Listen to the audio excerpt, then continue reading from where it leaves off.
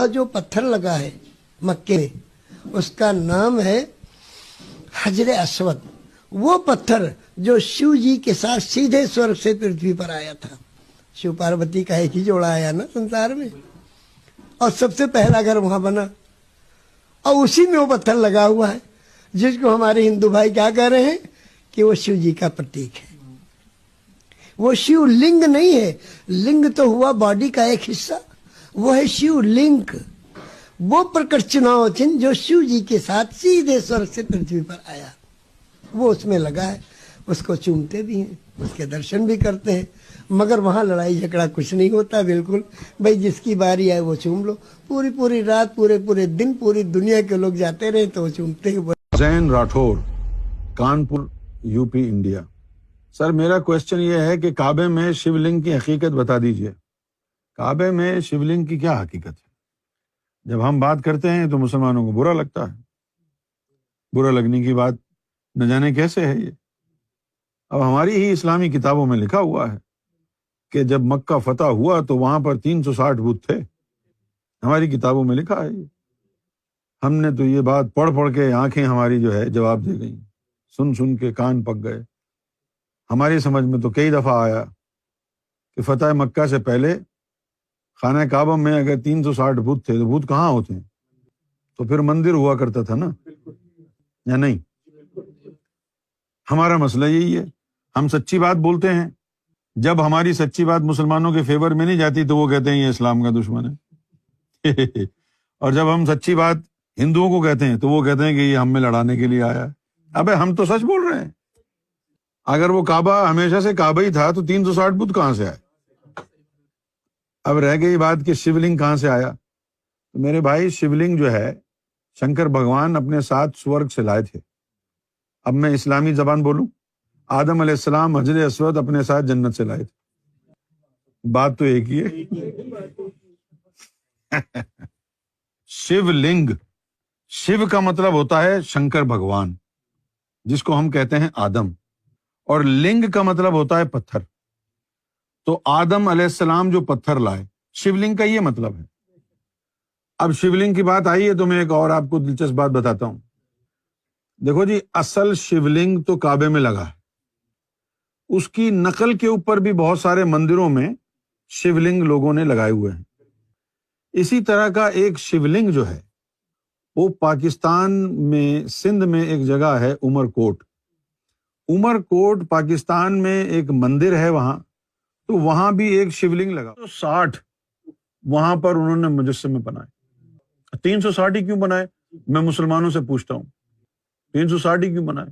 وہ 360 اس لیے بنائے کہ آدم صفی اللہ نے ان کو سکھایا تھا ایک تعلیم تو تمہاری ظاہری ہے, دوسری تعلیم تمہاری باطنی ہے, جس کے اندر ہر دور میں 360 ولیوں کا محکمہ ہوگا. آج تک مسلمانوں میں یہ 360 ولیوں کا ہر دور میں محکمہ چلا آ رہا ہے, جس کا جو ہیڈ ہے وہ غوث الزماں ہوتا ہے. اس کے نیچے 3 قطب ہوتے ہیں, پھر 40 ابدال ہوتے ہیں, پھر 120 ابرار ہوتے ہیں, پھر نخبہ زنجبہ, یہ سارے مل کے 360 ولیوں کا ایک پورا ڈپارٹمنٹ ہوتا ہے. تو انہوں نے بھی 360 مجسمے اسی طرح بنائے تھے اپنے ولیوں کے. تم کو کیا پتا سناتن دھرما کیا ہے, ہندو دھرم نہ تم کو پتا نہ ہندوؤں کو پتا, ایسے ہی چول مارتے رہتے ہیں سب.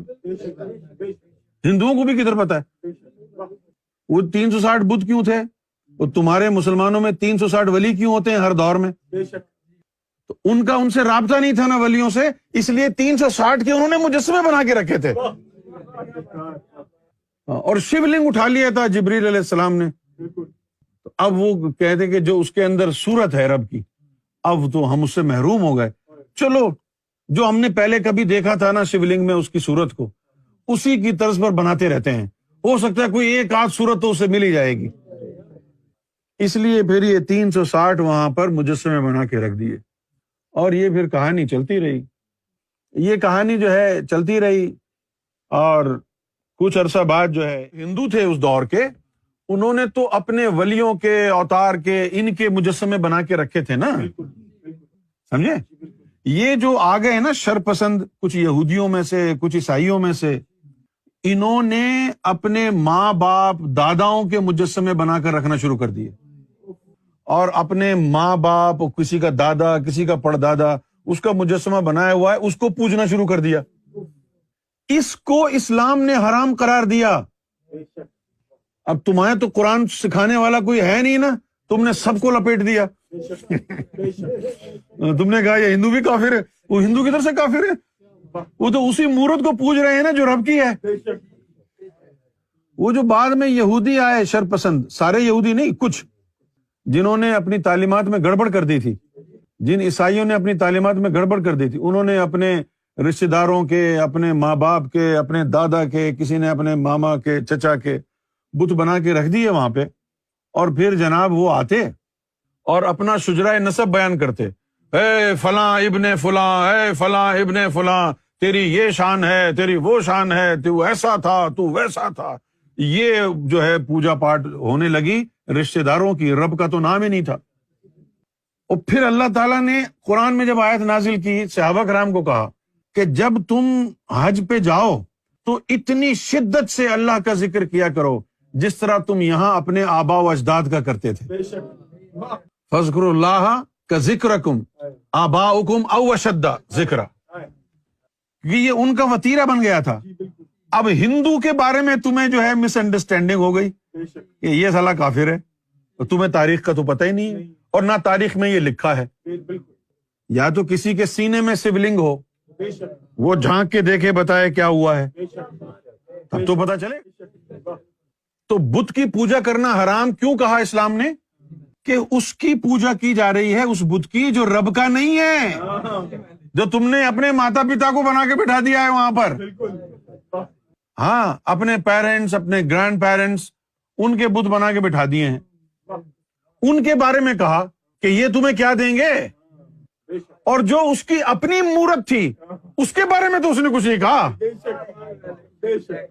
مکہ مکیشور مہادیو کا مندر تھا۔ حضرت محمد صلی اللہ تعالی علیہ وسلم معاذ اللہ اس مہادیو کی پوجا کرتے تھے۔ حجر اسود ہندوؤں کا شیولنگ ہے، جس کو مسلمان حج کے موقع پر اس کو پوجتے ہیں، چومتے ہیں، ہاتھ